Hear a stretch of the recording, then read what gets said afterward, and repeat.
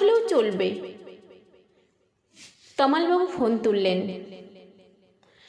ফোনের অন্য প্রান্তে যারা কথা বলেন তাদের যেহেতু দেখা যায় না, সুতরাং তারা দুর্গেয়। তমালবাবু মামাকে বললেন, রূপমের একটা চাকরি দরকার।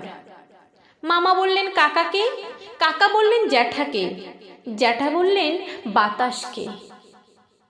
মানুষ জানলে একরকম, কিন্তু বাতাস জানলে? প্রথমেই ছুটে যাবে দক্ষিণে। সে বলবে দক্ষিণের অরণ্যকে, অরণ্য বলবে আগুনকে। আগুন গেল আলামুদ্দিন স্ট্রিটে, আলামুদ্দিন ছুটল নদীকে বলার জন্য। নদী এসে আছড়ে পড়ল উপকূলে। সমুদ্র হিমাচল বলে উঠল, রূপমকে একটা চাকরি দাও, এমএ পাশ করে বসে আছে ছেলেটা।